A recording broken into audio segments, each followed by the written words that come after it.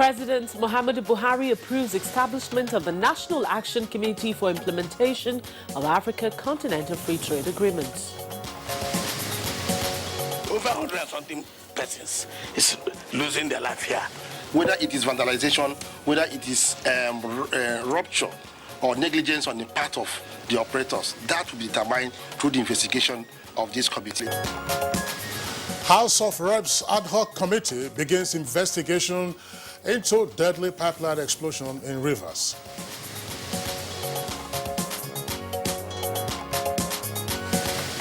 On security, Nigerian police neutralize more notorious bandits in Katsina State.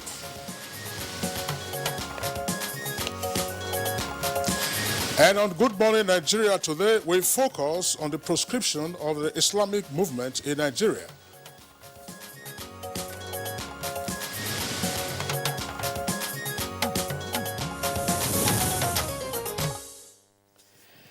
Now, the Shiites group have for over 2 years been regularly taking to the streets, particularly in Abuja, the Federal Capital Territory and its environs, to demand the release of their leader, Sheikh Ibrahim el-Zakzaki, and his wife, Zinat. Well, his supporters have continued to mount protests, and those protests have also occasioned the loss of lives and property in the course of their demonstrations. Some of those confrontations, of course, occurred on the Federal Capital Territory, and the locations included Zuba, Yanya, and the National Assembly. And only recently at the Federal Secretariat, where sadly a very senior police officer and a journalist with Channel Television were killed. Absolutely right, Kingsley, and it's so unfortunate, but previously the movement was said to have been known as a non-violent Islamic movement over the years. But that posture is now lost with so many incidences of violence associated with these processions, where they have not only ignored lawful authority, but also oppressed other citizens as they go about their lawful businesses. Quite right, Rhoda. Now, the IMN leader, that is the leader of the Islamic movement in Nigeria, is facing state charges. And those charges include culpable homicide and unlawful assembly. His supporters, of course, in the course of the demonstrations, have also recorded casualties while they were demanding for the release of their leader. Nigerians, of course, and the government have continued to express worry that the movement's violent protests are becoming a threat to national security, and it must be tackled immediately. And with the recent being the implementation of the last Friday's court order proscribing the Islamic movement in Nigeria, also known as Shiite, by establishing the order in the official Gazette today, which is Monday. That's right. Well, there was an ex parte order that was granted by Federal High Court last Friday, and the order is expected to be published in the Federal Government Gazette later today. And of course, part of the issues surrounding the ex parte order given by the Federal High Court is that the Shiite movement, in particular now, one of the members of the Shiite group, that is to say the IMN, Islamic Movement in Nigeria, has been declared a terrorist group and proscribed accordingly. Now, Friday's ruling designated the activities of the Shiite sect in any parts of the country as acts of terrorism and illegality. Now, with this development, according to the presidency, the military is now free to take every necessary step to stop the violence, to protect innocent lives and defenseless Nigerians. Well, some Nigerians, of course, are asking whether all the Shiite groups are affected by the proscription order, and what will this development lead to in terms of helping to tackle the security challenges in the country, or might it aggravate the insecurity situation we already have? These are, of course, a number of questions that our guests will answer in the course of the program. And just for you to be reminded one more time that the focus is on the Islamic movement in Nigeria, which is one of the groups under the Shiite sect. Well, I remember that this time last week, Monday? I'm not sure the day, but Monday or Wednesday, we took on this subject and, the issue of the Shiites and national security. That's true. We took on the subject last week. That was on the heels of the deadly protests that we saw in Abuja here, right in the city center, with the touching of some of the utility vehicles of NEMA and the killing of the Deputy Commissioner of Police, and Precious Owolabi was a youth corps member serving with Channels Television. Yeah. My name is Kingsley Osadolo. I'd like to welcome you to today's edition of Good Morning Nigeria, being broadcast as always on the network service of the NTA. I'm Muruda Anonam and I join Kingsley welcoming you to today's edition. It's the first for the week, and as always, we'll bring to you our complimentary segments, and that includes the newspaper review. We have business, sports, foreign, entertainment, news and arts. But as always, the news comes first, and Nolene Abel Ame is our guide this morning. Nolene, it's over to you. Good morning. Thank you, Rhoda. Good morning to you and good morning to Nigeria. And here is the early morning news. The presidency says a proscription of Islamic movements in Nigeria has nothing to do with banning the larger number of peaceful and law-abiding Shiites in the country from practicing their religion. Instead, it was to discourage wanton violence, murder, and willful destruction of public and private property. In a statement by the Senior Special Assistant to the President on Media and Publicity, Garba Shehu, the presidency explains that, contrary to the claim by IMN that it had been banned from practicing its religion, government has not banned Shiites from observing their 5 daily prayers and going to Mecca to perform the holy pilgrimage. It says the IMN adopted blatantly false and deceptive to deliberately change the narrative in order to gain sympathy and divert the attention of the world from its terrorist activities. The presidency agrees that the Constitution protects freedom of worship, but not to the detriment of the society, especially where such freedom harms others and breaks law and order. Such criminal behavior and disregard for rights of others and human life, the statement says, will not be tolerated by any responsible government. President Muhammadu Buhari has approved establishment of a National Action Committee for implementation of African Continental Free Trade Agreement, which he signed on behalf of Nigeria at the 12th Extraordinary Session of the African Union Heads of States on 7th July 2019 in Niamey, Republic of Niger. In a statement issued by Senior Special Assistant to the President on Media and Publicity, Garba Shehu, the National Action Committee will be comprised of representatives of ministries and agencies with competent and relevant jurisdiction and selected stakeholder groups from the private sector and the civil society to coordinate the implementation of all the AFCFTA readiness interventions. The National Action Committee will, upon inauguration, undertake a process of engagement with stakeholders to sensitize them on the opportunities and challenges of the AFCFTA with preparedness plans for Nigerian economy. Upon ratification, Nigeria will domesticate the agreement by incorporating it into existing laws or enacting new laws as appropriate. Engagement shall shortly start with the 9th National Assembly. The AFCFTA agreement, which creates a single market for goods and services and movement of persons to increase intra-African trade and deepen African economic integration, has Phase 1 and Phase 2 negotiations. The Phase 1 negotiations culminated into the agreement establishing the AFCFTA, the Protocol on Trade in Goods, Protocol on Trade in Services, and the Protocol on the Rules and Procedures on the Settlement of the Disputes. These were adopted by the African Union Heads of State in Kigali on 21st March 2018. The Phase 2 negotiations are expected to commence in January 2020 and will cover competition, investment and intellectual property rights. Following the signing of the agreement, Nigeria plans to participate in the ongoing negotiations on the annexures of Phase 1 agreement and protocols to incorporate the above safeguards approved by the President.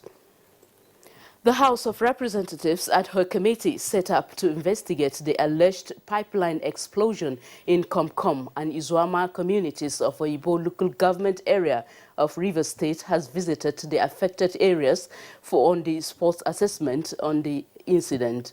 This with the view to unraveling facts behind the mishap that resulted in loss of lives and property. The findings of the ad hoc committee will be employed in line with action to forestall future occurrence. something persons is losing their life here. People who came in that early morning to tap Tombo, people came to farm. People, some houses are cracked. We are peaceful people and we are gentlemen and we want peace to reign and want something to be done. I believe that justice will be done, whether it is vandalization, whether it is rupture or negligence on the part of the operators. That will be determined through the investigation of this committee. Thank God the Senate is also involved in this matter. All the institutions and agencies that are involved in this will interface and engage them, and we'll tell you that at the end of the day, we'll get to the end of this, not for now alone, so that in future, such things will not happen.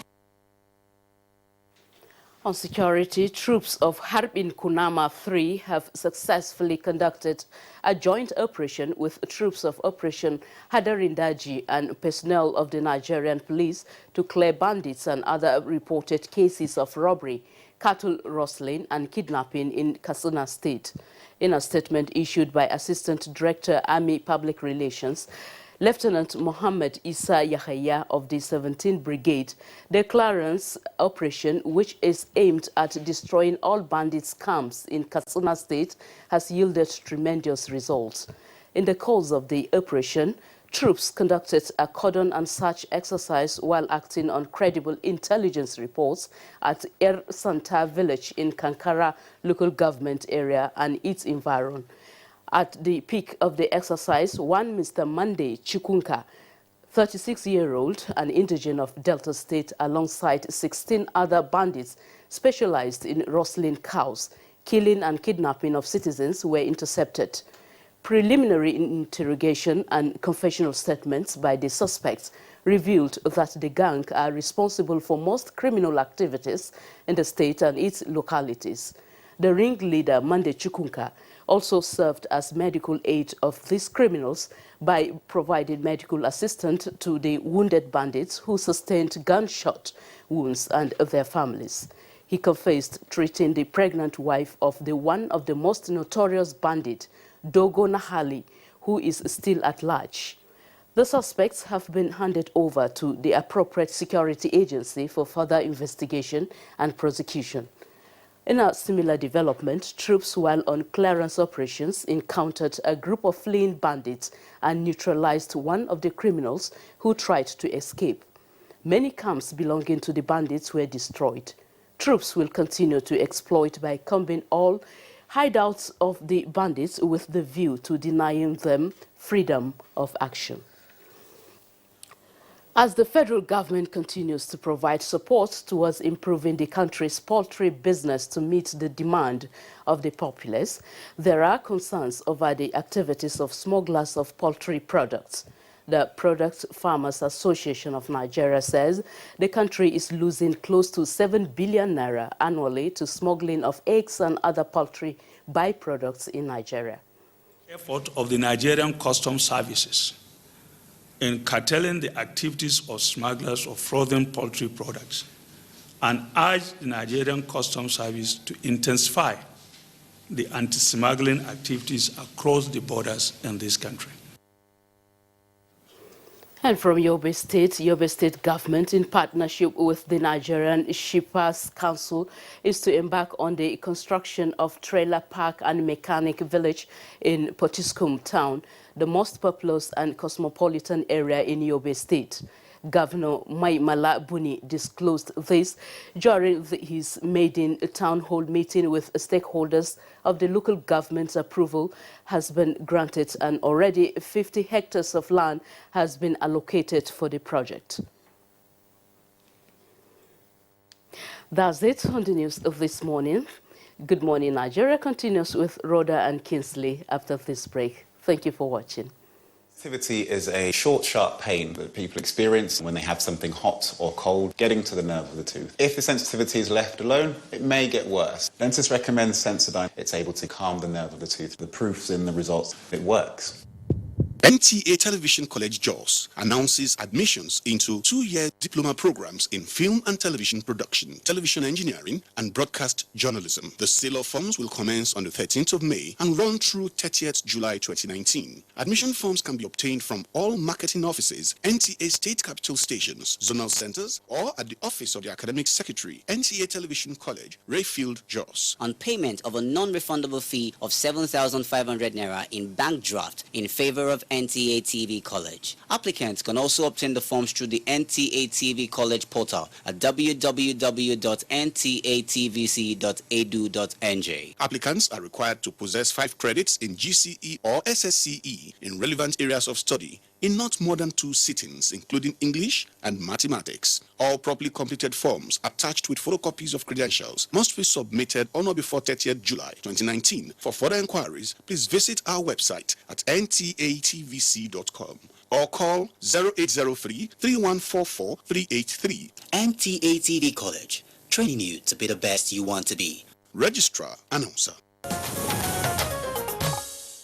All right, you're welcome back. And if you've just joined us, you're still watching Good Morning Nigeria on the network service of the Nigerian Television Authority. Now to one of our complimentary segments, that's business news. Stakeholders advocate continued relationship amongst African countries to deepen trade relations. Chimobi Walter is standing by on the business news segment. Stakeholders advocate continued relationship among African countries to deepen trade relations. This is on the fringes of renewed effort between the President, African Development Bank, Akinwumi Adesina, and the President, Democratic Republic of Congo, Felix Tshisekedi, during a breakfast meeting with Nigerians private sector operators in Abuja. The aim is to open up different areas of collaboration for Nigerian investors to take advantage of the resources and enabling business environment in the Congo. India is a massive hydropower potential for this nation. The potential is 100,000 megawatts total. Think about it. And we're trying to light up our power Africa, make that my biggest thing as president of the African Development Bank. So, if we can actually help the Democratic Republic of Congo to actually unlock the potential of India, Africa is meat. Industrialization, all the things that Victor was talking about continental free trade area, market of $3.3 trillion. You can't do anything on that unless they. À faire de même, nous allons accélérer le développement de l'Afrique. Will be able to accelerate the development of Africa. To come back to my country, the Republic, Congo Democratic Republic, I would like to say that my country offers such a large opportunity for exchange and business. Qui sont arrivés au Congo jusqu'ici. Meanwhile, Nigerian MSMEs are ready to harness the benefits of the African Continental Free Trade Area Agreement entered into by the Nigerian government through improved value addition on locally sourced products. This was disclosed by stakeholders and business regulatory agencies in Abuja during a business engagement and products fair in Abuja to sensitize small business owners on the gains of entrepreneurship and the need to take advantage of the present administration's effort to open up the business environment within the country. We are hoping to expose them. We're hoping to expose them to the world of business beyond home business, beyond office business, beyond actually selling to just friends and family. So if we're able to do this and they are able to take advantage, leverage on the opportunities being listed out, we are hoping to see them go higher. Items on display were varieties of products from textiles to cosmetics and catering services. In Abuja, I'm Chimobi Walter Naji. Thank you, Chimobi, for the business package. For us next on the program is Newspaper Review.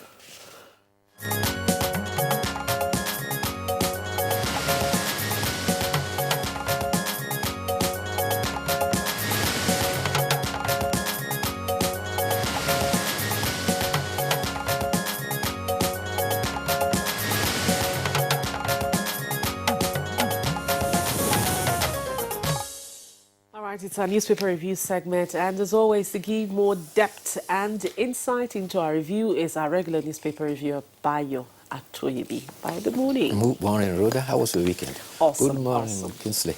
Good morning, Nigeria. Okay, let's begin with the Blueprint newspaper. They also have leadership, and Rhoda has 2 or 3 others, plus one we're taking from the editorial. Blueprint newspaper, that's a fairly busy front page. Just below the nameplate of the paper, it says, federal government outlawed Shiites criminality, not freedom of worship, and that's attributed to the presidency, with a rider, rights group hails proscription. And on page 15, in greater detail, Buhari orders action against Maiduguri attackers. That one is on terrorism, by the way. 23,000 pilgrims arrive Saudi. Details of that story can be found on page 5. And for leadership newspaper, the lead story is as follows. It says, El Zakzaki's followers remain banned, and that's according to the presidency, with 2 riders. Proscription order, a huge joke, says group. And Southeast governors to embrace federal government's community policing. And those are the stories on the Shiite controversy, in particular that of the Islamic movement of Nigeria. Rhoda? All right, very quickly, let's take a look at the Nigerian pilot. On the Nigerian pilot, you have just below the nameplate, it says anxiety, National Assembly complex deteriorating. That's on page 5. And then 16 billion naira insurance fund missing Oyoita. That statement they're credited to Oyoita. Says 16 billion naira insurance fund missing. Now, the lead story is IOC's other scuttling passage of PIGB. IOC and others scuttling passage of PIGB, Reps deputy leader, statement they're credited to him, with some writers there, says powerful, highly influential people benefiting from dysfunctional oil sector. Multinationals, part of interest groups. Bill suffered major setback since 2000. That's the lead story with some writers there, and it's on page 8. Now let's move down to below the picture story. It's the lead story on most of the dailies this morning. Federal government to declare Shiites a terrorist group. Proscription begins today. That's a rider there with another rider. Falana Ozekome reacts. That's on page 5. Federal government to declare Shiite terrorist group. Proscription begins today. And below that, a couple of stories under the foot of the paper. PDP endorses Bello's Kingsman. North Central most backward, says Waste. And presidential poll, INEC opens defense as tribunal resumes seating. On page 9, like NAS, other public servants want retirement age period of service extended to 65 years. And the last story, which is just at the foot of the paper, there says Speaker Gbajabia Miller says House Fair and Sherry Committee's leadership. Those are the stories on the front page of the Nigerian pilot. Let me quickly take the Abuja Inquirer very quickly. The lead story there, proscription, IMN outlawed, not Shiites, says presidency. Proscription, that's on the Abuja Inquirer. It says, IMN outlawed, not Shiites, says presidency. Owolabi's death, God's will, says President Muhammadu Buhari. Statement they're credited to him. And the other stories there, just let's go to the foot of the paper, just below the picture story. Service delivery, FCTA launches fast gov application. That's on page 4. Local Goma, FCTA to demolish property worth 1 billion naira. And the last one on page 13, 1 year after Abuja Metro deserted. Bayo, let's get your thoughts. Let's start with the clarification provided by the federal government on the Friday proscription order obtained from a federal high court for the Islamic movement of Nigeria, led by Sheikh Ibrahim El-Zakzaki. The proscription is for Islamic movement of Nigeria, and it is not for particularly for wanton violence, murder, and willful destruction of public property. It has nothing to do with banning the larger number of peaceful and law-abiding members of the Shiite group. The presidency clarified that The Shia members have not been banned from observing their 5 daily prayers or going on pilgrimage to Mecca. The statement provided by presidential spokesman Garba Shehu says that it is not true that the GIs have been banned from their religious duty. Such falsehood is perpetrated by the group to win sympathy from the public. He said that it is to divert attention for its terrorist activities, including attacking soldiers, killing policemen and a youth copper, and also destroying government property and constituting a nuisance and defying the authority of the state.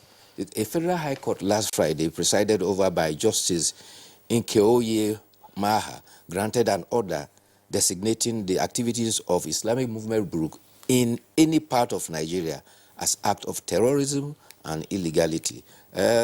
Lawyer to the Islamic movement of Nigeria said it is an illegality, and the group has said that it is a joke. Meanwhile, in Kaduna State today, the High Court is to rule on the bail application filed by Sheikh Ibrahim El-Zakzaki. Police in Kaduna has beefed up security.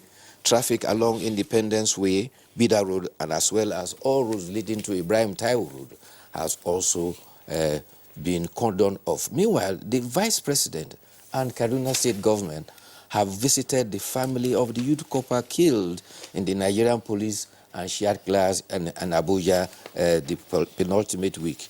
Professor Oshibajo said, nothing compares to the pain of losing a child. As a nation, we grieve the loss of this bright young man. The Vice President had a heart-to-heart discussion with Ayo Owolabi, the father of Precious Owolabi, who was killed. He was accompanied by Governor Nasir El-Rufai, the chairman of Sabongeri and Kudan local government, as well as the Director General of the National Youth Service Corps, Brigadier General Shuaibu Ibrahim. The NYCDG described Precious Owolabi as a hero. He died in the service of our country. The welfare of the National Youth Service Corps is paramount to government, and this is why the Vice President came on behalf of the President and the nation to condole with the family. Okay, Bayo, let's return to the Blueprint newspaper and take some other stories on its front page. Blueprint newspaper lead story says, with the kicker, ASU, masses angry over foreign varsity education for the rich, with 2 riders slams elite for being discriminatory and budgetary allocation insufficient. That's according to Ghana, Professor Jerry Ghana, of course, former Minister of Information. And below the photographs there on the front page showing the president being decorated with Liberia's highest national honor at the weekend. We have other headlines. Troops neutralize 6 bandits, arrest 14 in Kaduna, Benue, and Nasarawa. That's page 9. Southwest Governors Mall Joint Security Platform beginning August. Politics and other interests working against PIB. That's according to Akpatasin. And accept killing as God's will. Buhari tells core member Owolabi's parents. That's page 5. Change Africa's narrative. Oshibajo tasks young entrepreneurs. And back to the leadership newspaper. Bottom half of the page, on the front page, it says Zamfara governor secures release of 300 abductees and attracts $1 billion investment from Afrexim Bank. And then right at the foot of the front page, let's take 2 headlines from the foot of the front page. It says third party behind Obaseki and Oshomole Rift. That's according to APC. Details on page 2. And Mieti Allah backs CBN's forest restriction for milk importers. That's page 32. And the photograph on the front page there shows former head of state, General Yakubu Gawan, alongside the birthday boy, if you like, that's General IBM Haruna, who was cutting his birthday cake at the IBB Golf and Country Club. Birthday boy, IBM Haruna, congratulations, 79 years old. Yes, Major General Ibrahim Baltamalgui Haruna is 79. Happy birthday to the former Minister of Information.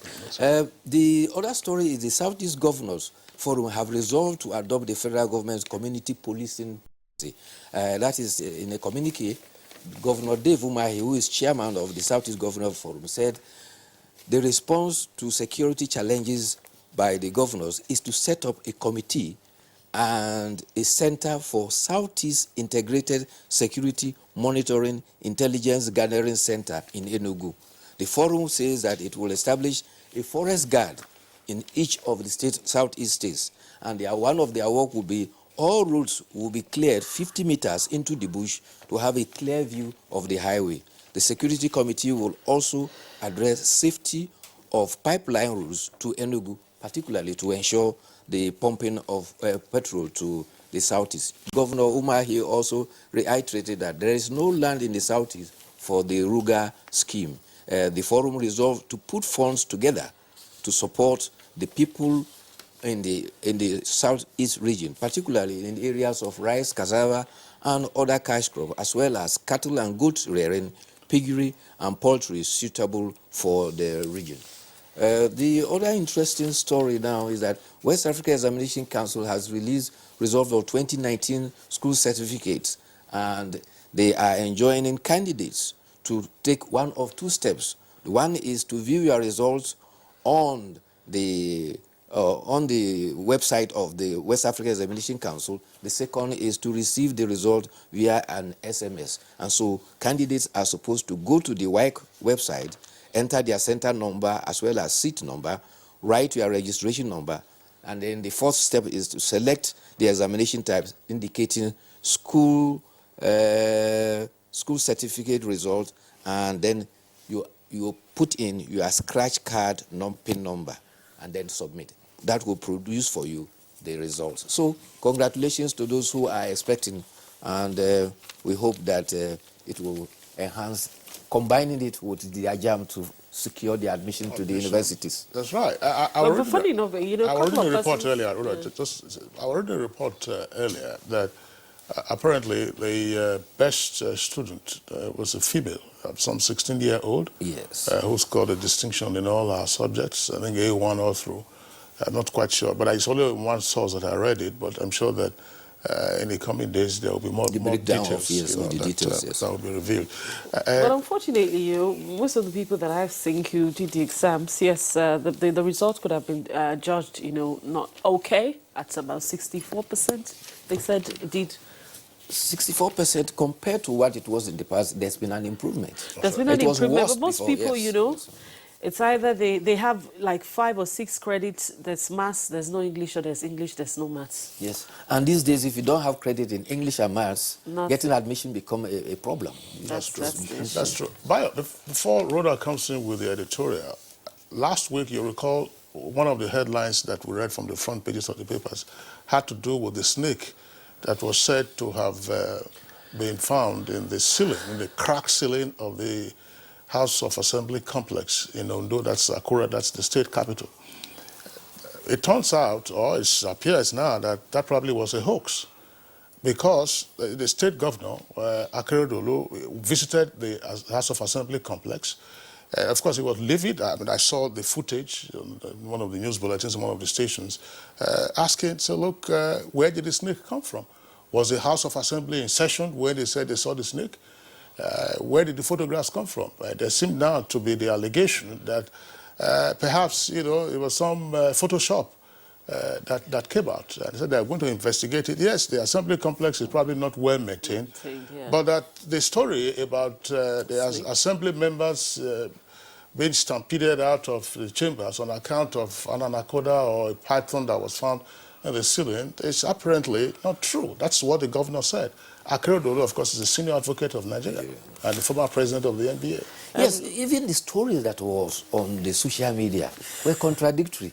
One said the snake dropped and escaped, it couldn't be killed. Another said the snake dropped and it was killed. And what the governor is saying that the drop ceiling, the squares that have dropped from the ceiling had dropped a long time ago, and it has not just dropped. And he confirms that, yes, the State House of Assembly had been in depreciable condition. But it was not true that that incident happened while the State Assembly was in session.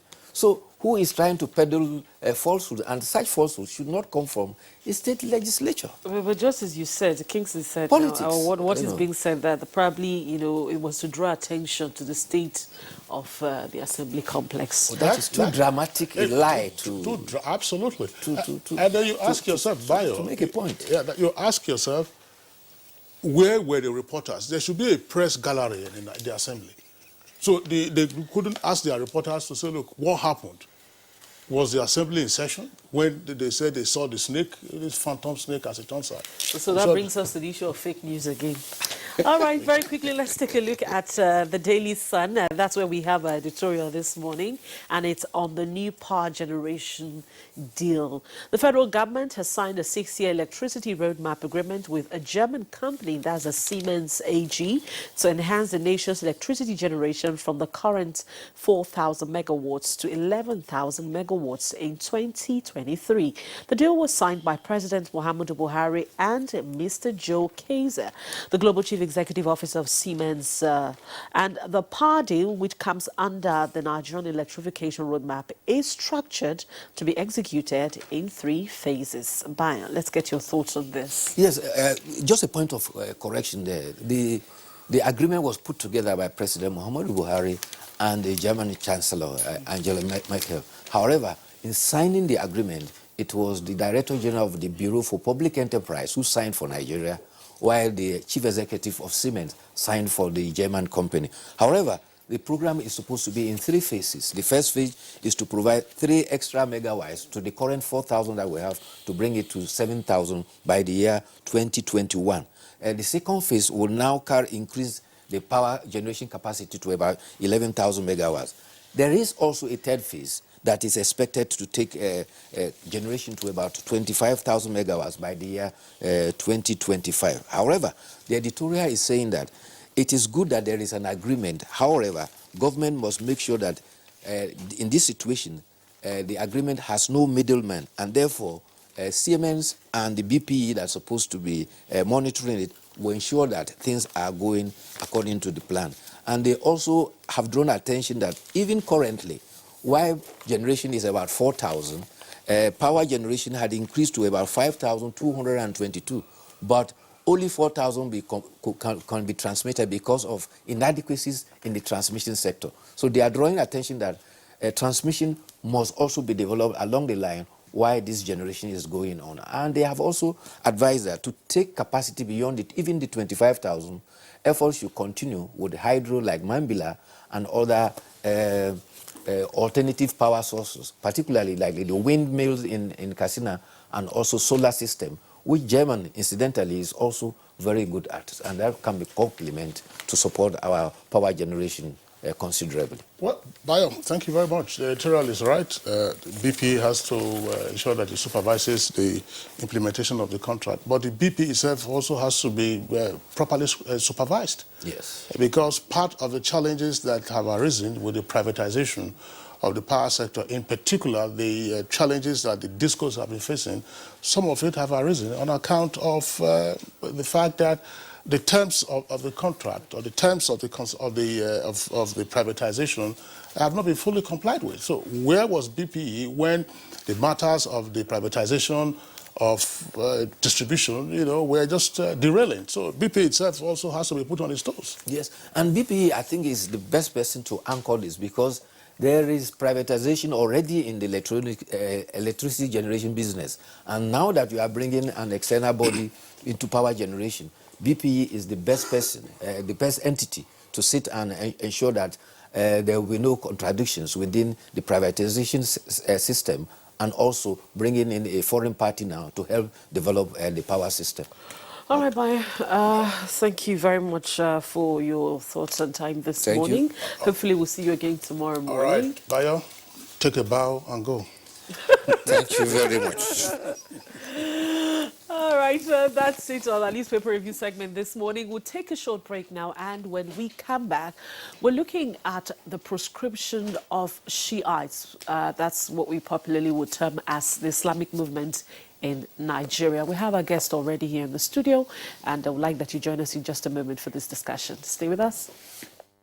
Protocol and event management are special skills which can only be acquired through training and experience. NTA TV College JOS is organizing a special 2-week course on protocol, event management, and public relations to upgrade the capacities of practitioners. The course will equip participants with modern skills, techniques, and international best practices in protocol, event management, and public relations. Also, a special 4-week intensive course on non-linear editing techniques will run concurrently. The course will expose participants to modern techniques and technologies of non-linear editing. Take advantage of this course to hone your professional skills for premium packaging of your programs and reports. The venue for both courses is the serene and secure environment of NTA Television College, near Old Government House, Rayfield, Jos, Plateau State. Date 19th to 30th August 2019 for the course on protocol, event management, and public relations. 19th August to 13th September 2019 for basic non-linear editing techniques. Course fee 100,000 naira only per participant. Accommodation inclusive. For more information, please call 0803-314-4383 or 0806-980-9807. NTA TV College JOS, training you to be the best you want to be.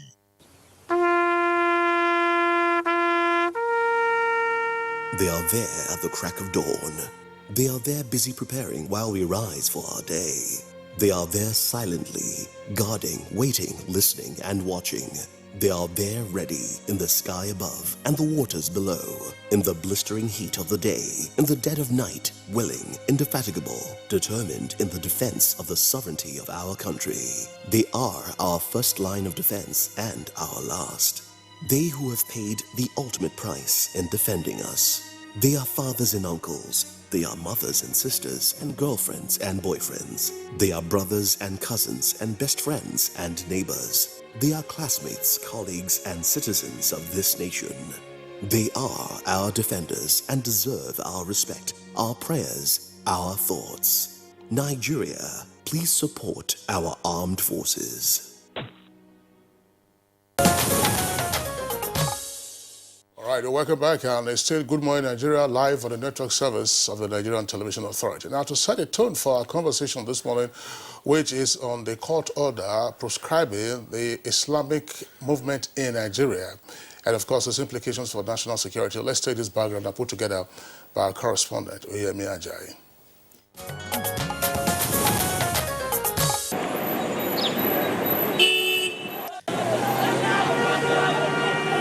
The Islamic movement of Nigeria, otherwise known as Shiites, was founded by Ibrahim el-Zakzaki during his university days, when he is said to have become so impressed with the 1979 Iranian Revolution that he wanted one in his home country, Nigeria.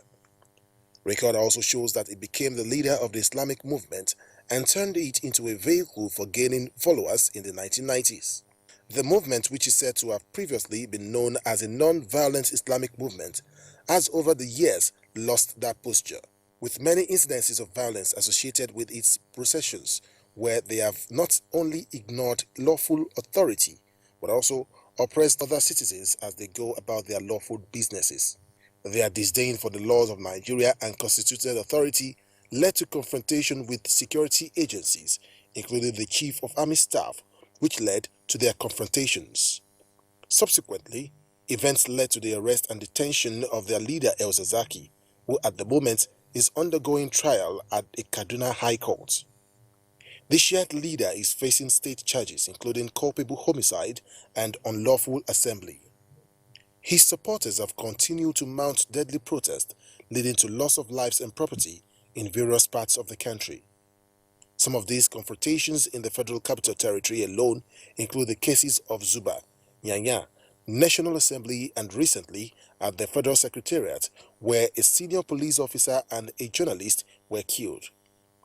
Shiite supporters have also recorded casualties in these protests, demanding for the release of their leader. Nigerians and the government have continued to express worry that the movement's violent protests are becoming a threat to national security, which must be tackled immediately. That is why the proscription order secured by the federal government did not come as a surprise to many. The federal government had sought the order in view of the responsibility imposed on it by the Constitution, making the protection of lives and property the #1 duty of the government. By this order, the armed forces and the Federal Republic of Nigeria are justified to take whatever steps necessary to stop the growing violence. The order, however, gives the larger body of the followers of the Shiite faith will remain law-abiding in their activities to carry out their lawful religious activities without fear. Could this be the solution? Will this step bring to an end the numerous protests embarked upon by the group? These and other questions will be answered shortly on NTA's Good Morning Nigeria. Thank you very much, Oyemi Ajayi, for that background report. And joining us now in the studio to discuss the proscription of the Islamic movement in Nigeria, not the Shiites, Islamic movement in Nigeria and national security is, of course, security expert. He is Mohammed Ali. Muhammad Ali. Okay, sorry. Muhammad Ali is joining us from our Kaduna Network Center this morning. Muhammad Ali, good morning, and it's good to see you. Morning. It's a pleasure being on this program this morning.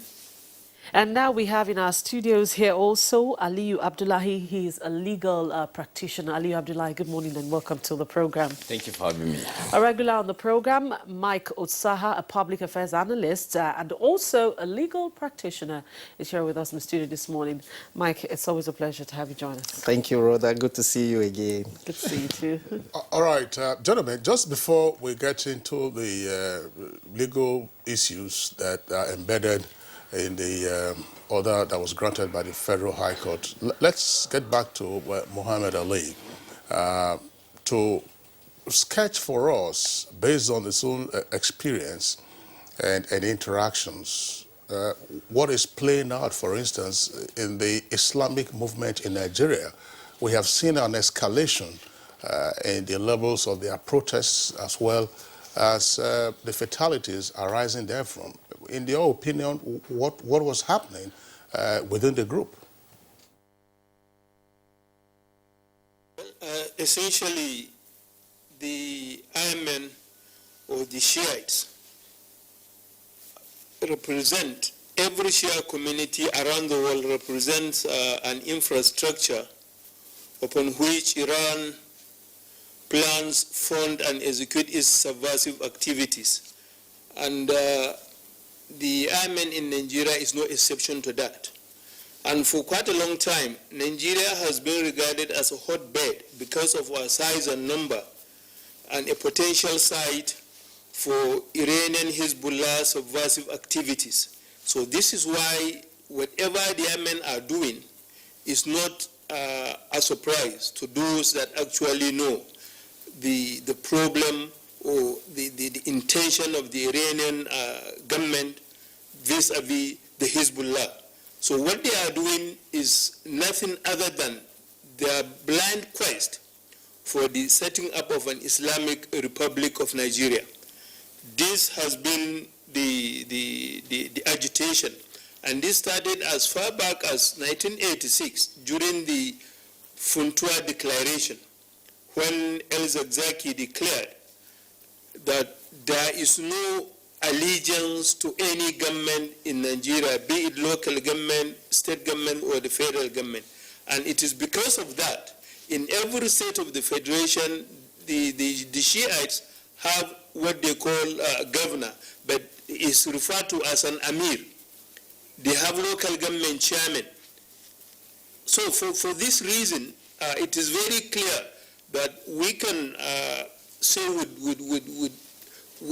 confidence that the Islamic movement have for so long been running a government within a government, because when they are going on procession, ordinarily they are supposed to apply for police permit, but they don't do that because they do not recognize the existence of any government or any agency of government.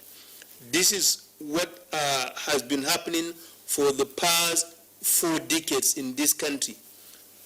So as such, the ban coming as it did is timely, though it is better late than never. And viewers need to understand one thing. The Islamic movement in Nigeria, as the Shiites are known, is an usurpation. The actual Islamic Movement Association in Nigeria is a registered entity, registered on the 22nd of September 1986, with its head office at number 33B, Efelodo Street, Ako Oba, Agege, Lagos. So they tactfully removed association and refer to themselves as Islamic movement in Nigeria. So for the members of the unsuspecting public will assume they are registered. They are not registered. The Islamic Movement Association of Nigeria is a registered body with its office in Lagos. The general secretary of that association is one Salim O.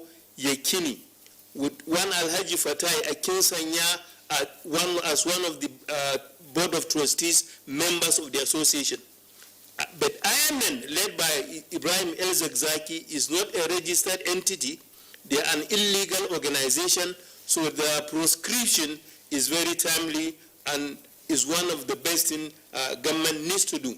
But members of the public also need to understand banning them does not prevent them from practicing their religious duties. They can go on pilgrimage if they so wish. They can go to any mosque and pray with other Muslims if they so wish. But for them to congregate and constitute the nuisance they have been constituting on our roads is what has been banned, and that remains as it is. Well, Muhammad Ali, stay with you. Again, based on your own experience while you were in service, give us a sense, because we've heard on this program, and indeed through a wide variety of sources, that the Islamic movement in Nigeria says it doesn't owe any allegiance to the Federal Republic of Nigeria. And if, as you also indicated, they appear to be running a parallel government, the question then arises, how are they able to manage their political economy? What are the sources of their funding, and why have these sources somehow eluded the security agencies? The Economic Intelligence Unit needs to do a lot, but basically the Iranian embassy in Nigeria, they get their funding through the embassy from Iran. Apart from that, they have multiple tricycles and buses they are using for commercial purposes, so they generate money through that. They also run schools through which money is also generated in running the day-to-day activities. Be that as it may, we also have a sizable number of Lebanese Shia community living in this country, running to close to 5 million of them. Some of them it's established contributing and funding the activities of El-Zakzaki's IMN. So it is now left for our Economic Intelligence Unit to get to work to identify and block some of these sources of funding. All right, thank you very much, Muhammad Ali. Now let's come to our guest here in the studio, Michael Saha. Well, this is a group that over time has been alleged to have a disdain for law and order even before now. How effective will this proscription be? And okay, let me first. How did you receive the news of the proscription, and how do you think effective this would be? Because the group has maintained or released a statement yesterday that they will continue to protest. Yeah, and that's to be expected, Rhoda. I'm not quite sure the proscription order will bring about the desired effect. Listening to Muhammad Ali in Kaduna, I'm saying to myself, if truly this group is not registered, I don't know if you've seen the court order. I have seen, and it's the case of the Attorney General of the Federation and Islamic Movement of Nigeria. In Nigeria? Yes. So if it is not registered, as Muhammad Ali has alleged, then there are questions about the parties that are before the court. And this is speaking from my position as a lawyer. And I need to make that very clear. Kingsley, you know, and Ali, you also know that the the question of juristic personality comes in. And I mentioned this to say there needed to be a greater rigor in responding to this movement than what we have so far seen. This is the 10th anniversary of the killing of the gentleman who was the head of Boko Haram. It started in July 2009. This is the 10th anniversary.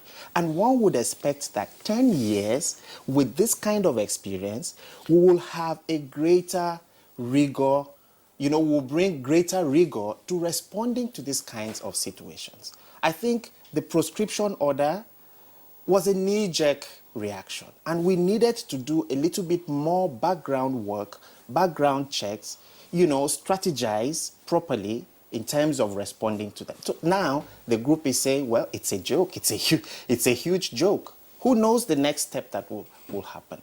And are we really in a position to say that we want to deal with a second insurgency?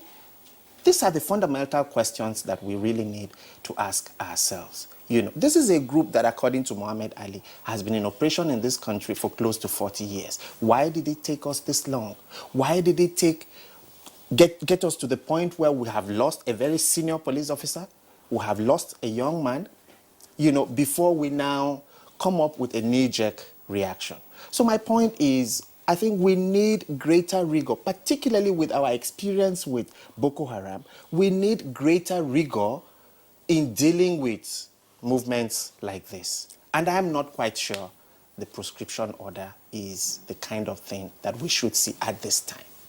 You're saying we should see more than that? I mean, involvement of various stakeholders, the security services, of course, the Office of the Attorney General, the Director of SSS, and all of that. I mean, can't we have a situation room where we will brainstorm and say, from the legal point of view, this is what we think should happen. From the security point of view, this is what we think should happen. From the religious angle, even. This is what we think should happen. Don't you think such consultations have been done before this proscription? Well, I mean, there's no evidence to say so. I just told you the parties, even the parties before the court. There is an issue with the parties that are before the court. Well, Mike, let's bring in Aliyu Abdullahi so that he also speaks to the question of the parties that were before the court. Now, if you look at the Terrorism Act, Boko Haram doesn't have to be a registered entity before the government proceeds against it by procuring the requisite order. But if an entity, now this is just the jurisprudence of juristic personality, if an entity purports to be carrying on activities the way it does, issue statements and proclamations, would that not suffice? Must it then be a legal entity before the government can proceed against it on the ground that, listen, the intention is to declare it a terrorist outfit and thereby proscribe it? Well, thank you, Kingsley, actually. I understand where my friend Mike is coming from. He's actually looking at the technicality of the laws. But you actually put it very clear. Boko Haram is not registered. If you go to, for example, the United Kingdom or the US, they have actually proscribed many organizations in hundreds in number. And most of these organizations don't have any registration anyway. They don't even they may not have presence even in the United States or the United Kingdom, but nevertheless, they were actually proscribed or banned. Why? So the argument that they don't have registration with who, actually? Corporate Affairs Commission, does not really flow with me. The Nigerian authority, the people, the public knew who are the IMN. Yes. Today, their leader is being arraigned for bail, So some of their faces, they have a spokesman, They have some of the members that are really well known. So the debate about the registration of the organization, I think it shouldn't be the crux of the matter. But rather, you see, why did the government took the action it took in requesting for the proscription of the group? is because of the activities. And you said, why did it take this long for government to do that? It's a knee-jerk reaction. I don't think so. With due respect, I think government has been meticulous. They have given it a long rope to actually tie itself or themselves. And don't forget that at first, this organization were not violent before. They were peaceful in their operation. Yes, they were a nuisance, especially to the community where they were, their headquarters in Zaria. We that came from that part of the country, we knew how they used to be. Annually, they used to have a procession. And they don't care, they don't respect the law. They will block the traffic, but they don't go as much as, wreak havoc within the society, but they cause inconveniences and nuisances. But things happen that led to where we are today. No one in this country can say they have not become violent. Apart from the clips we saw here, we have also seen with our eyes, some of us, how they have wreaked havoc in their protests. They will attack individuals. I myself, I was in traffic one day, and they will force you to call the name of El Zakzaki. They will give you a pamphlet collect. It started from there. Then it began to escalate. Then they will start destroying public properties and even private properties of members of the public. Now, what is the definition of terrorism? These are actions that become violent, a violent act or a threat to a violent act that has to a public or a section of the public that has a political aim or religious aim or other kind of aim. And that is it. So it fits into that definition. Like that's what I tell you. The government gave them a long rope, and they didn't unknowingly or intentionally actually stepped into that trap the government set. And you see, let me tell you something. The issue is this. Once the government communicates this order of the court of proscription of the IMN, any member or someone who proposes to be part of it. Now, your activities in the past, it's almost like it's forgiven unless if you were arrested or in the process of prosecution. But those members now, henceforth, after the gazetting or the communication of this information of the court order, you will be seen under the Nigerian Terrorism Prevention Amendment Act 2013, like as a terrorist. Being just a member or professing to be a member by virtue of Section 16 will carry you a maximum sentence of 20 years in jail just by being a member. Not to talk about participating in those meetings, those protests, and those activities. And why do government do that? Is to save lives and properties, because they are not the only Nigerians. They have the right of freedom of religion, and religion is aside. These are to actually address the violent activities that their protest has turned into. That is the aim of government. That is why government exists, to protect lives and properties of people. All right, Aliu, I'm just wondering, a part of the comment you made, you said government set a trap for them. That would appear not to be quite so. No, what I said, yes, the government set a trap. It's like I don't mean intentionally. Intentionally, I yes, mean they gave them long rope. What I mean, I was answering Mike when he said he wonders why the government, for an organization that exists for 40 years or so, or 30 years, why government didn't do something until now. And I was telling him, at first, they were not a violent organization, but they were a nuisance organization, quite sure. And even when they started this about 4 or 5 years, I think it started in 2014. You know, if you remember during the administration of former President Goodluck Jonathan, when they had an altercation with the army commander, and then there was time they even blocked the vice president then, Namadi Sambo, you know. So it started then. You can see, yes, why the government didn't do something? Government will allow you to come and then fit into the definition, because why did the court grant that order?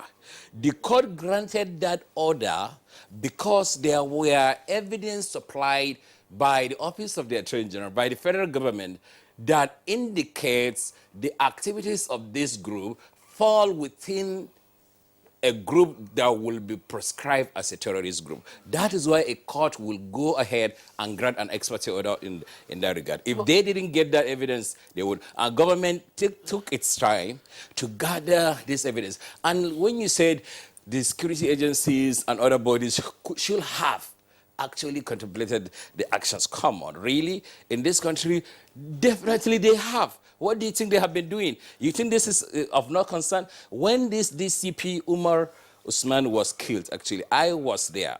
I was in his burial from the National Mosque even to the burial ground. All the top security personnel in this country were there, and they were really touched. So government is not right to say that government was not, or they haven't considered all the angles to come out of it. But now the proscription, do you know what the proscription tends to do? It tends to stop the bleeding. Because right now, we are bleeding. And who bleeds? The members of the public. What about Precious Owolabi? He was a collateral in this war. Was he a member of Shiite, or was he a member of the security forces? He was neither. But where is his life today? A promising young life. His life cut short. So what the government is doing now is to cut short, to stop the bleeding. And then we can continue with other solutions you were proposing. Michael, sir, I'd like you to also respond to... I mean, it's unfortunate that we have had losses of lives. The Deputy Commissioner of Police and Precious, of course, and then, of course, others who have in the past lost their lives due to the activities of this organization. The point I make, and the point that every well-meaning Nigerian would make, is if 2 points. One, the government has a constitutional responsibility to secure lives and property. No question about that. Number two, if the government has subscribed to the Constitution of the Federal Republic of Nigeria, the expectation is that the Constitution will provide a roadmap, a guiding light, a limitation about or around actions of government. This is all one is saying. And if we had used this constitutional imperative or other legal provisions to respond to this group much earlier than now, then we will not be talking about Deputy Commissioner of Police. We will not be talking about Precious Owolabi. We will not be talking about other Nigerians who have lost their lives. The point I make is, now that you have proscribed the group, where is the evidence or where is the likelihood that we're not going to see any more protests? These are people who are coming against armed security men, for goodness sake. These are people who, shots are fired and they're still, active in their activities. Is that the kind of response we want? And I have said this, and I'll say it one more time. Coming on the heels of our experience with Boko Haram, we need to be careful in dealing with this group. This is all I'm saying, Aliyu. I am not saying the group is allowed to do whatever it wants or any other group is allowed to do whatever it wants in Nigeria. I'm just saying we need to be a bit more careful. Michael, sir, I'll hold you there first. Let's go to Muhammad Ali, who's in Kaduna, to also speak to some of the issues that... Muhammad Ali, I'd like you to respond to some of the issues that Michael, sir, and Abdullahi here have also raised. And then the question that I asked earlier. You have been in Kaduna. As you also speak to us too about, your experiences or, experiences of the public in Kaduna with this group, before they were proscribed in Kaduna. This is a group that has a disdain for law and order and the Constitution of the Federal Republic of Nigeria. Of what effect would this proscription be? It will go a long way in easing the tension people live with. Especially in Zaria, Gelesu area of Zaria local government, where El Zagzaki lived for over 30 years. It is really, really sad by the time you go to Gelesu and ask residents of their experiences while El Zagzaki was there, before they are banned by the Kaduna State government, and the subsequent demolition of his residence. When it is 5 p.m., nobody passes the street where his residence is located. You see armed wealthy youths all over the place, harassing passers-by, harassing motorists. In fact, in 2013, the then Kaduna State Governor, His Excellency Mukhtar Ramalan Yero, he was there to visit a sick friend, Alhaji Banadin. They blocked his convoy and insisted he will not go further from the point they stopped him. The governor had to come down, alight from his vehicle, and trek to the house of Alhaji Banadin. So the excesses and atrocities committed by airmen is very uncountable. Even last year here in Kaduna, they killed an inspector of police on a day El Zazaki was to be arraigned in court. They stabbed and killed a serving inspector of police. So the issue of killing is almost a routine thing to members of airmen, be it in Kaduna, in Zaria, in Kano, in Sokoto, in Katsina, all over the place. Wherever they are, the story is the same thing. One death after the other, except you subscribe to their own belief system. Otherwise, you will not be spared. So the position taken, I think, is very timely. But as Mr. Mike rightly said, we don't have to fold our arms. We certainly have to sit up and ensure that they are properly monitored, because there is the tendency they can go underground. And if they go underground, that portends a lot of danger, because it's good we know that these people are sitting on a lot of arms. If we recall, sometimes in October 2010, a shipment of arms was intercepted at Apapa port. The arms were said to have been shipped from Bandar Abbas in Iran, and they were intercepted in Apapa port. One Azim Agajani, an Iranian, with 3 of his Nigerian accomplices were arrested. Sometimes they were detained and later taken to court, and in May 2013, they were all sentenced to 5 years each imprisonment. So we should not just rejoice that they have been banned. This is the time to start working round the clock and ensure that they don't constitute another nuisance. Just as Mr. Mike rightly said, this is the 10th year we are battling with Boko Haram. And should these people go underground and begin something else, I think they will be more dangerous to society than Boko Haram. Muhammad Ali, still with you in Kaduna, let's try and construct some scenarios that should be a rude awakening, if you like, to the realities that might unfold. Since the IMN was proscribed by the Kaduna state government, what has happened to the group and to its members? Are they still able to congregate? Are they still able to carry out their usual demonstrations and harassment of members of the public? What do we know of the IMN as of today in Kaduna? The proscription of IMN in Kaduna, I think there is relative peace. They don't congregate as they used to do. That apart, they have also changed their pattern, because traditionally they dress in black. But since the ban, they have now resorted to dressing like every normal Nigerian in order to hide their identity. But this is not to say they don't exist.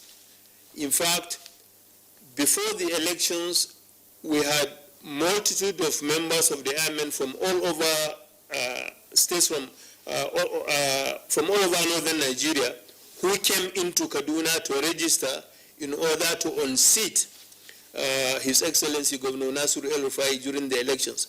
But that is not to be. So there are a lot of things that certainly we need to study, but again, there are certain things, Mr. Cyril, that are not for this fora.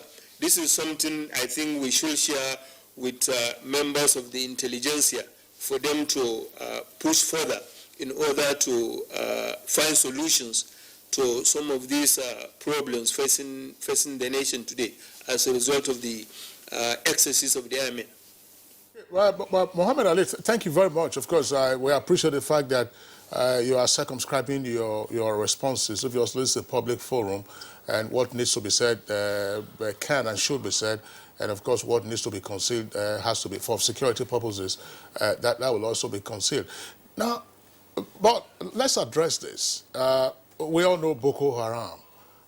One key issue that has been used to describe members of Boko Haram is that they were radicalized.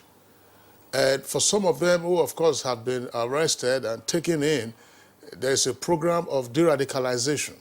So, for a lay person, the question would be, for the IMN members, how radicalized are they? And on what tenets have they been radicalized? Are we likely to see a parallel with Boko Haram a decade later?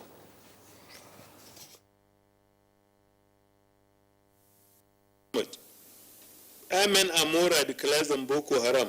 And for your information, Muhammad Yusuf was at one time a student of El Zakzaki in Zaria. It is El Zakzaki that started the issue of Boko Haram. His early followers were made to destroy their certificates. Though that, in fact, even those that have attended university were asked to destroy their certificates. They burnt them under the pretext that it is an act of unbelief for one to go to acquire Western education. So the IMN, as they are today, they are more radicalized than Boko Haram. And this is where the danger lies. They are more radicalized. Some of them are educated. So it's a hydra-headed monster we are now going to deal with. All right, let's get your views on the whole discussion. Well, you see, let me tell you, Mohammed is right about the issue of the level of radicalization of the IMN members. I share his thoughts on that.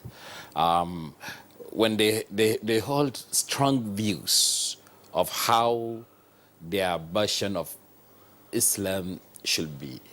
And of course, when you hold those kind of strong views, you don't see other sections of Muslims like as if they are Muslims, or you see them as really people that that do not share anything in common with you.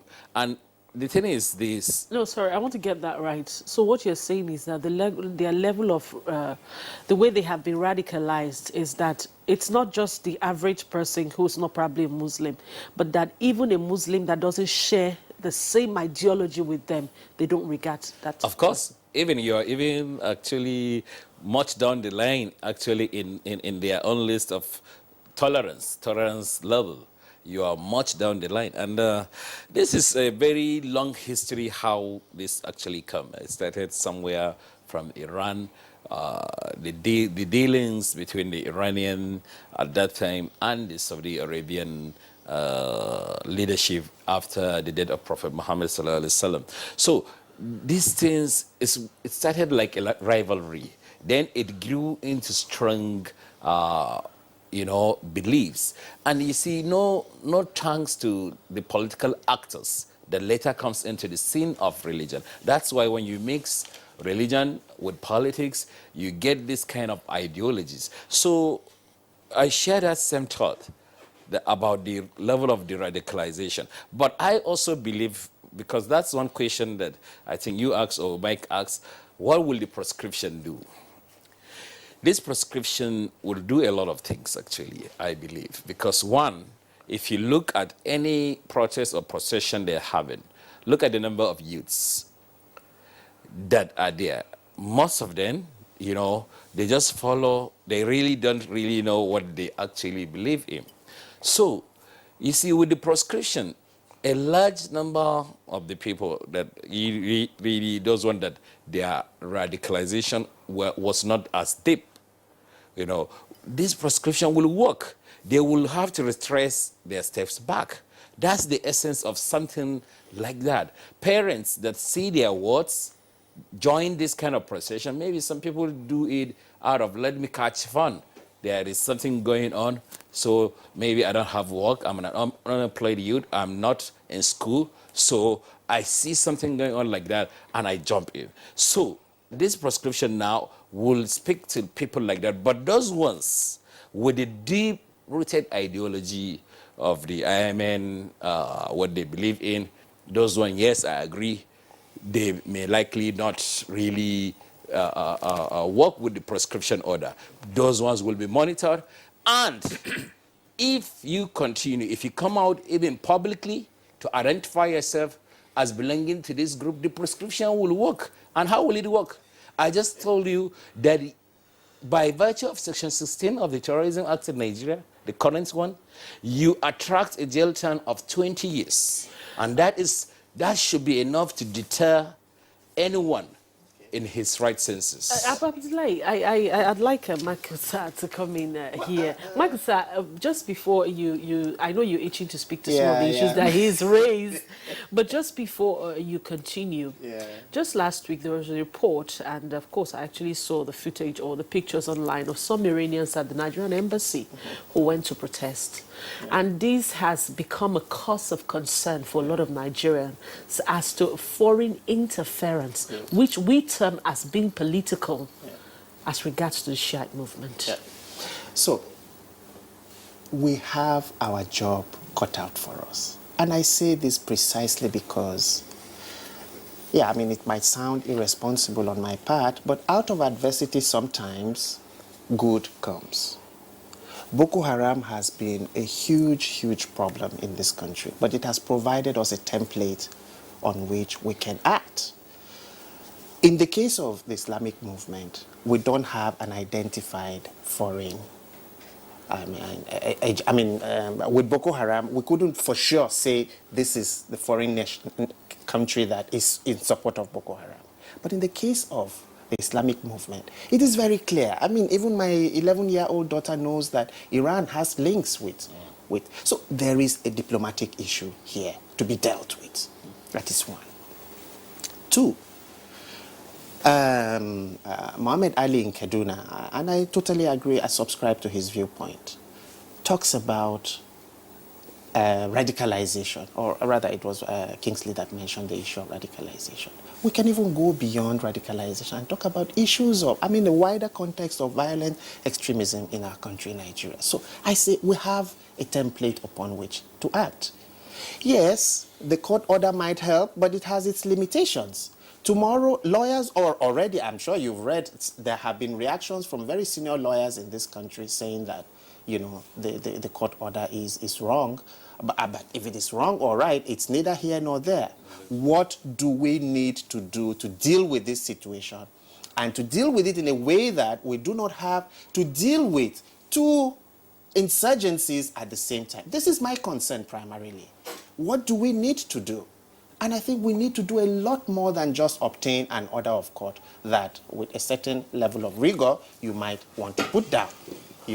Okay, Mike, Aliu, and Mohammed, gentlemen, we're continuing with this conversation, but we'll go on a short break right now.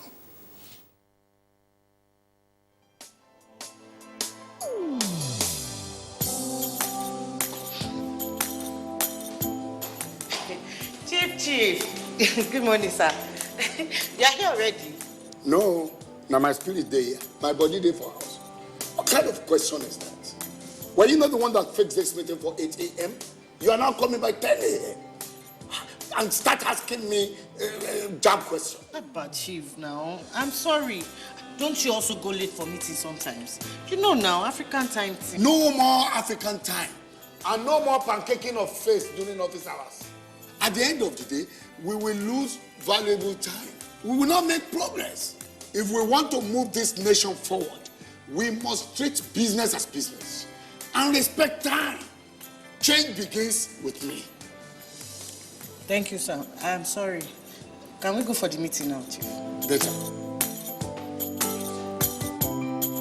This message is brought to you by the National Orientation Agency in conjunction with the Federal Ministry of Information and Culture. All right, welcome back here on the stage. Good morning, Nigeria, reaching you on the network service of the Nigerian Television Authority. We still have our three guests with us, Mohammed Ali Kaduna, Mike Usaha, and Ali Abdullahi, both of them lawyers right here with us in the Abuja studios. We're still on the track of the implications of what is unfolding for national security. Mohammed Ali, my question goes to you. Once radicalization is in, that, of course, implies indoctrination, which some experts or most experts would tell you is not amenable to guns and bullets. From your perspective, as a takeoff point now that there would appear to be a desire or a determination by government to take on the challenge, as it were, that IMN has posed to Nigeria's security, what should be done henceforth? Well, after the proscription, I think, as I said earlier, the proscription does not allow them from practicing their religious rights, like going on pilgrimage, attending the 5 daily prayers, and so on. In this process, government should look at the possibility of dialoguing with them to let them see reason why they should be law-abiding, and they should recognize all constituted authorities in this country. Flying Iranian flags in Nigerian soil will not in any way help them. Nigeria is a sovereign state. Nigeria is not an appendage of Iran. So this they have to understand, and they must respect the sovereignty of Nigeria. But where they feel otherwise, then I think the best thing is for them to migrate and move back to Iran. But much as they remain within the confines called Nigeria, they have to submit to the laws and regulations governing the conduct of everything, including religion. Because people are to some extent free to behave the way they like, but we must accept certain standards. So this, I think, is what government should focus on. The proscription is quite okay, but let's see how we can engage their leaders. They have quite a number of leaders. They have professors in some of our universities and so on. So let's identify some of these leaders and dialogue with them. That, I think, will be one of the feasible ways to get out of this rigmarole. Well, Mohammed Ali, I mean, again, to the extent that some of this can be disclosed, how much do we know about the extent of the tentacles of IMN in most states of the Federation? Or, more likely, where is their most concentration?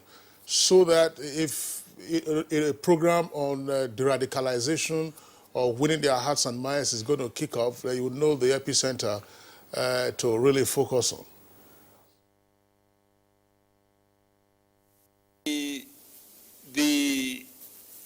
The most concentrated areas are Kaduna State, Kano State, and Katsina State. Although the leaders in both Kano and Katsina, Sanusi Abdulkadir Koki, who is the governor in Kano, is on the run, and Yakubu Yahaya Katsina is also on the run, who is the leader in Katsina State. So I think these are, and then of course Gombe and Bauchi states, they have also very strong bases there. And then even states in the southern part of the country, they have membership, they have leaders all over there. So with time, we have a catalog of some of these leaders, their names, their contacts and things like that. But I think, like I said much earlier, there are certain things I shouldn't say loud because it's not for this forum, Mr. Kingsley. All right, thank you very much, Mohammed Ali. Thank you for your thoughts there. Let's come back here to our Abuja.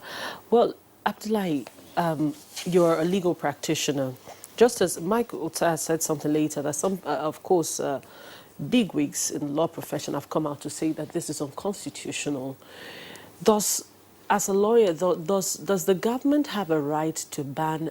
Doesn't the government have a right to ban a religious group because there's this issue of, oh, you cannot ban a religious group.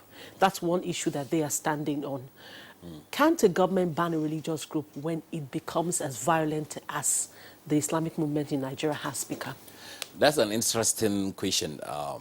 You see, I have been reading all sorts of, it's time like this that people will come and be telling you the constitutional freedom of people to assemble, to practice their religion, and things like that. Yes, they are guaranteed there in the Constitution under Chapter 4 of the Constitution. But even in that chapter, there is a derogatory provision there, Section 45, which qualifies those rights. Those rights are not absolute. They don't enjoy absolution. If the guaranteeing of that particular right of religion, let's say religion or association, if it will not be in the public interest, or it will cause issues of national security, or affect the rights of others, especially the rights of the public, who are in majority in number, that particular right that you want to actually shout out to the world that you have under the Constitution is suspended by virtue of Section 45. Now that is that one. Now to take a step further, the federal government approached the courts, make its own case, and get this organization banned. Like you said, why did they do that? Because the practice of their religion is not about practice. The government did not sought out to ban them from practicing their religion. Okay. Government sought out to ban its criminal activities. And what are those criminal activities? For God's sake, we're all living here in Abuja. We saw what happened in the past 2 weeks. You go out, and when you hear that they are out around the central area, your heart, if you're caught in the traffic, is jumping. Yes, it's jumping up. You don't know what will happen to you. Stray bullets, tear gas, whatever. What was the consequence of that? So you see, because of these activities, that is why government did not even only rely on Section 45, but went ahead, to seek for the proscription of this group.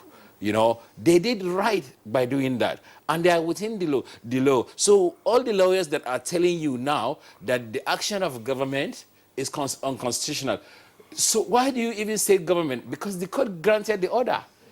Now, the same set of people, you see, now when government fold its hands and did nothing, they will be the first that will hit, the social media and other forms of traditional media and start criticizing government that this government has failed to act. Maybe perhaps because this is a group that emanated from the northern Nigeria where the president comes from. Maybe because the president is Muslim, even though he's not a Shiite. So you see all theories out there if government has not taken a stand.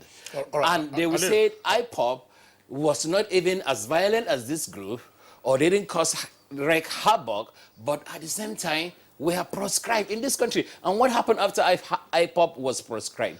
Did you hear IPOB again? Yes, you may see them on social media, but to the way that blatant disregard and disrespect to the rule of law, to the constitution of the country, we have failed to see that. We haven't seen that since government took that stand. All right. Ali Abdullahi, thank you very much. Michael Saha. Yes. are there constitutional issues arising from the ex parte order granted by the court? Lots of declaring IMN a terrorist organization. Lots and of therefore constitutional empowering government issues. to prescribe it. Kingsley, the first, and I'm sure this will be raised along the line. At the time this order was obtained, there was no sitting Attorney General. It doesn't matter. It is the government. Hold on. The government continue to function. Aliu, let's let him. The case. I don't know whether you have seen the order. I have a copy. I've seen it.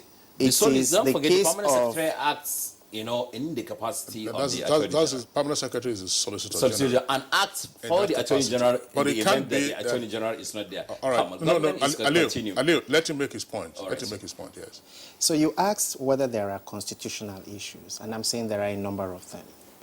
The question whether it is legitimate or right for a Solicitor General to approach the court in the name of the Attorney General of the Federation at a time there is no sitting Attorney General.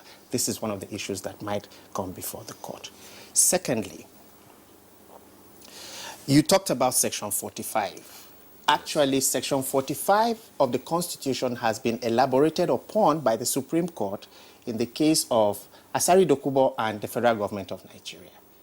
Now, the difference between Asari Dokubo and this case is Asari had a chance to respond, and that is why the case went through the ranks of the court right up to the Supreme Court.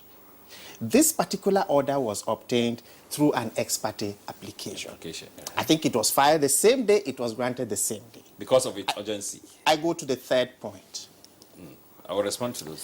The third point is, and you know this, Kingsley, the courts are on vacation.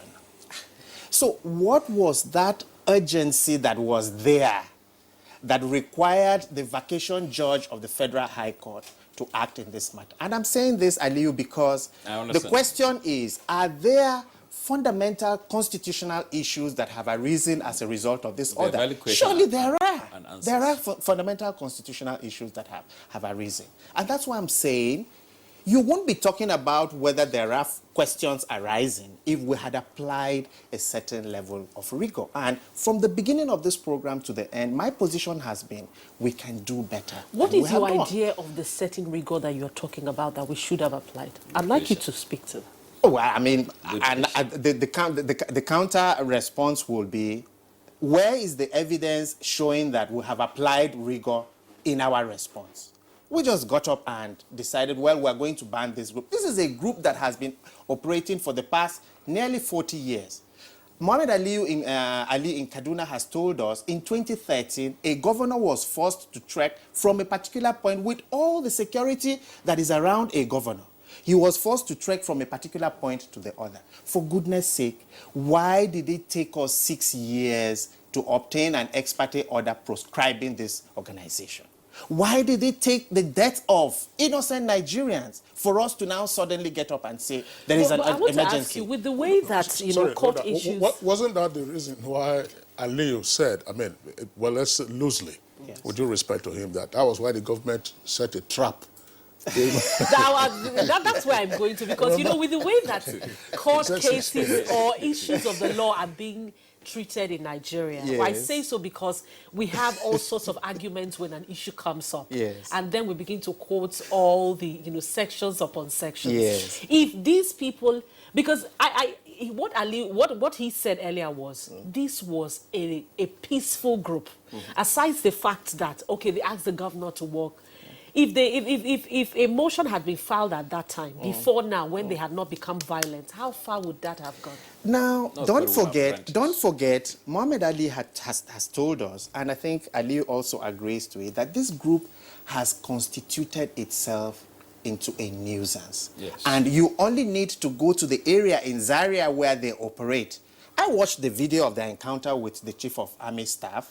I have watched videos of their encounter with the group in Zuba, I think, when the military at the time were conveying arms and ammunition. Exactly. Yes. What more did we need to act against this group in a way that will not place lives and property in jeopardy? What did we need? Yeah, well, let me return to the constitutional matters arising, because that's part of the point that some of the lawyers who have spoken have raised. Does the proscription order in any way infringe on the guaranteed rights of freedom of assembly, freedom of worship? Fair hearing also. You know, actually for a terrorist, if it is not in furtherance to the IMN criminal activities, it doesn't infringe upon. Like a statement released by Malangarba Shehu, that order doesn't say you cease to be a Muslim and a Shiite Muslim for it. You see, let me make this something very clear here. I think we are missing. There are the IMN sects of Shiite is just one out of others. So there are other Shiite groups that are not, they don't subscribe to IMN or their beliefs or what they are doing, and they are fine. So, but what the order, that proscription order seeks to do was about their violent criminal activities which fall into the definition of terrorism. But if you continue to be a Shiite, it doesn't matter whether you're a Sunni Muslim, a Shiite, a Christian, a traditionalist, you have that guaranteed protection to practice your religion. Nigeria is a secular state. Do your own religion.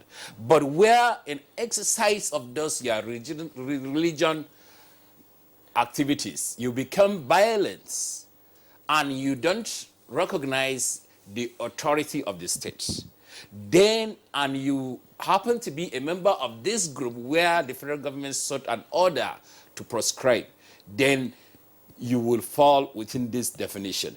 So their religion is guaranteed. They continue to be Muslims, practice their religion, you know, even do their procession. But this thing that they normally do, run around here, Abuja, Lagos, Kano, running after cars, climbing on top of cars and hitting windscreens, crashing, and sometimes throwing stones, attacking securities and other unsuspecting bypassers. This one is proscribed. And if they catch you, when they arrest you doing it, I'm telling you, they will apply that terrorism act on you. And it's 20 years. Now, I wanted to answer Mike on the constitutional issues he raised. You mentioned about 4 issues. The lack of a sitting attorney general. I want to first say, you see, beside the fact that those are procedural issues. Yeah, they are procedural issues, and really they wouldn't, like, you know, there is a decision by the Supreme Court.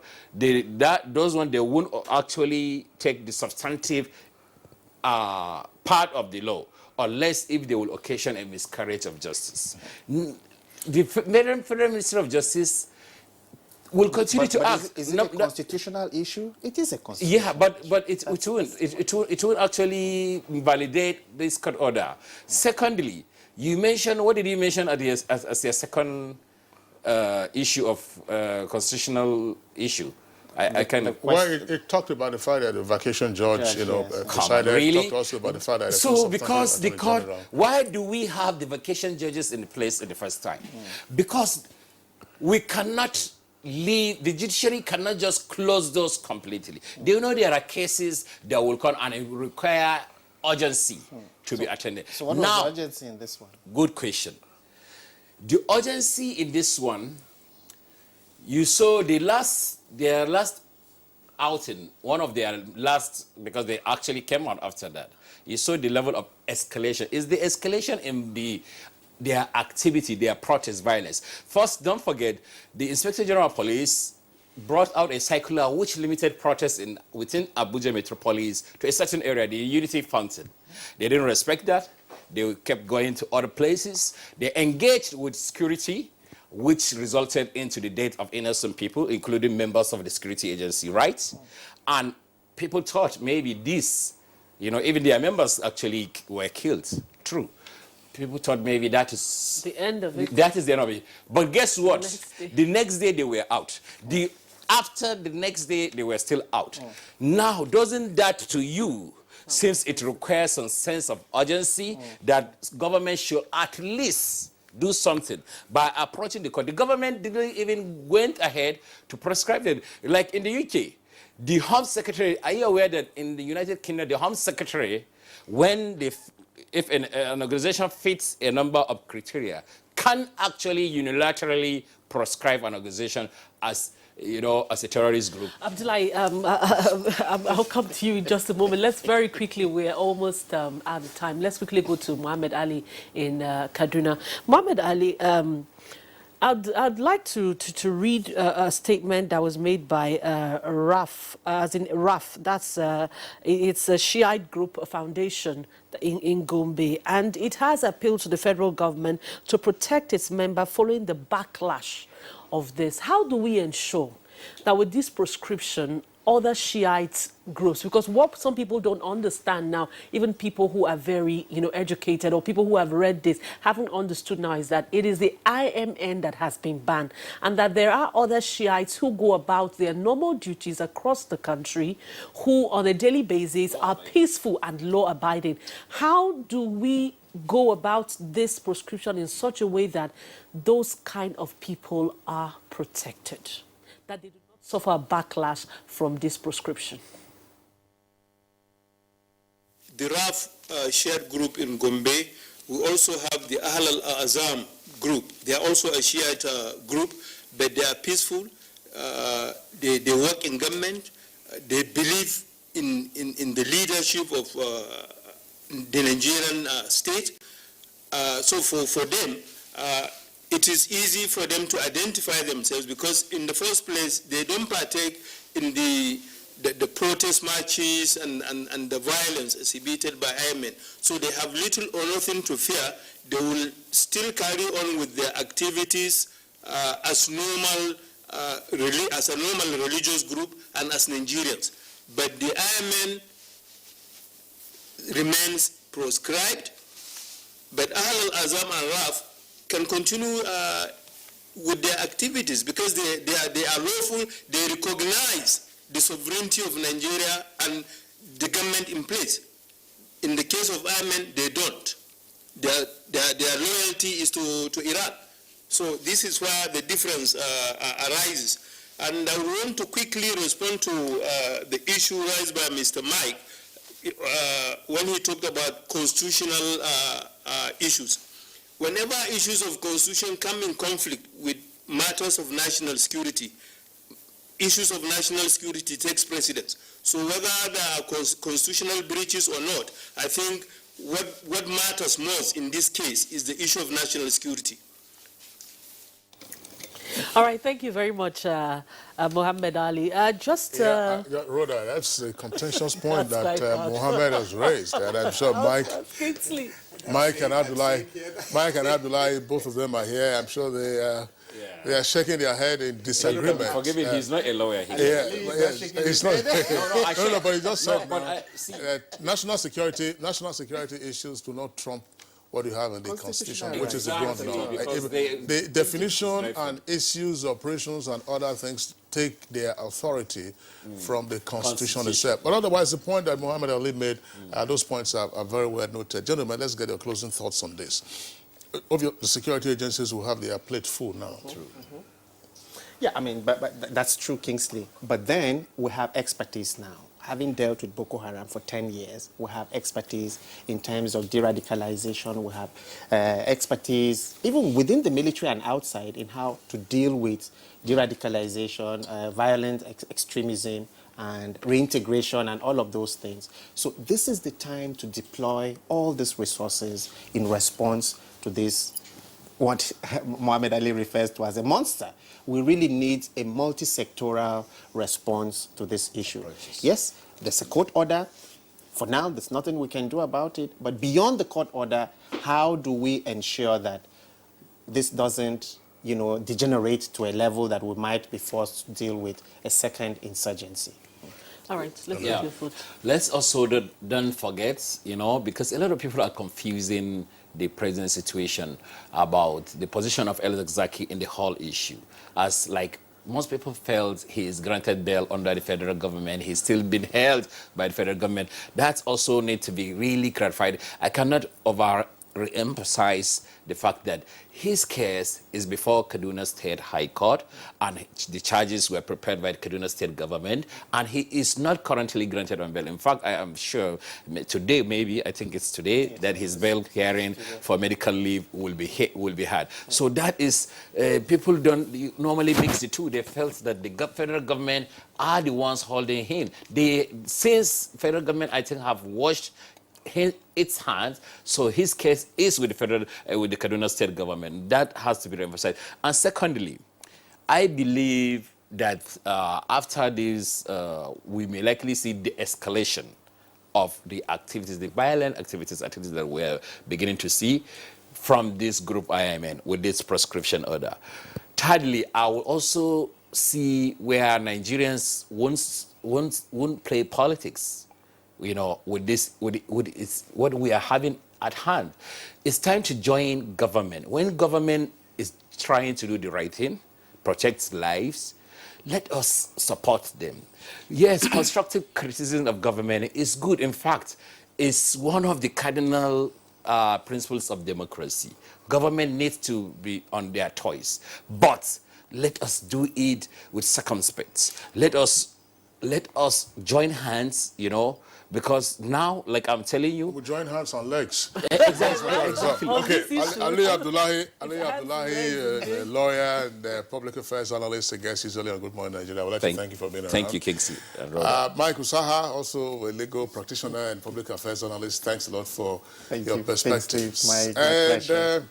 From Kaduna, we're joined by Muhammad Ali, not a heavyweight boxer though, but okay, this is a heavy puncher on security issues. Muhammad Ali, thank you very much for being with us on Good Morning Nigeria today. Good Morning Nigeria. Very much, Kingsley. We need to apologize to our viewers. We're having some issues with our connections, so the tweets are not coming down. We're not able to download them, but quite a number of those tweets came in, and they needed to pass through the gatekeepers. But unfortunately, we had those glitches. Thank you, regardless, for sending in your tweets. Let's go over now to our sports desk. Nassau Amazons won their first women